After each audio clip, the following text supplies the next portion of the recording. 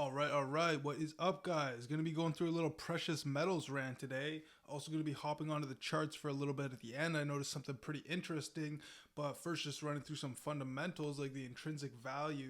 Silver is used for like all kinds of stuff like electronics and medicine and finance, all that stuff.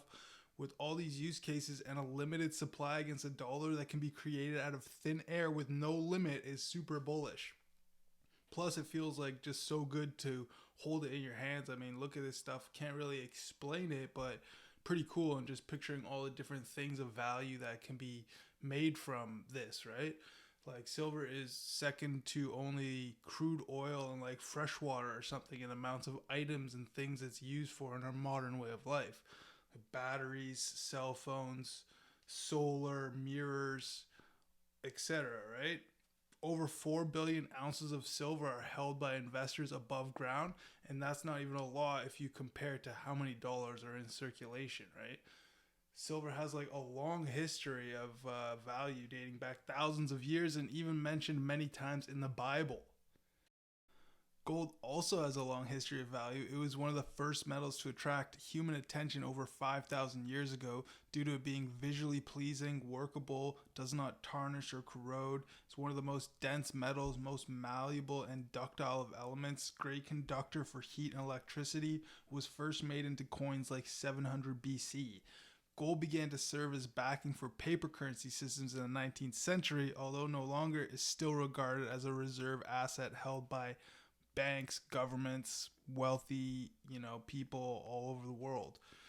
So, based on this long history of value in precious metals, supply and demand fundamentals, and the trajectory of the current financial system, I'm pretty bullish on gold and silver, but let's take a look at the charts.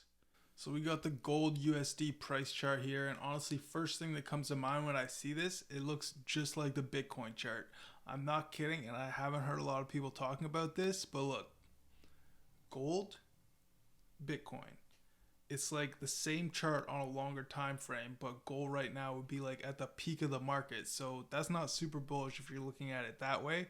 But if you're looking at it as if we're about to see unprecedented things in finance with regards to the collapse of the dollar, which is kind of inevitable because all fiat goes to zero, then this doesn't really matter. And that's the same thing with silver.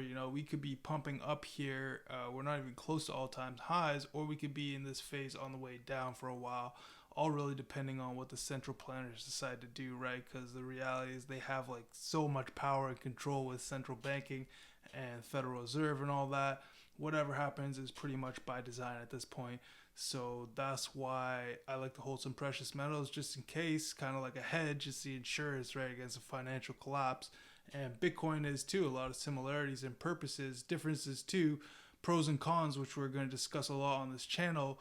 Bitcoin kind of being that faster, cheaper to transact and store. Gold obviously being physical, so sort of avoid that digital cyber risk along with many other differences I'm not going to get into right now. But the point is diversify, right? Gold being that safer play, Bitcoin being that higher risk, higher reward play. Gonna leave it there for now. Comment your thoughts. Get in touch with me on other socials at MilkSpicyTV. Like and subscribe, and we'll see you guys in the next one. Peace.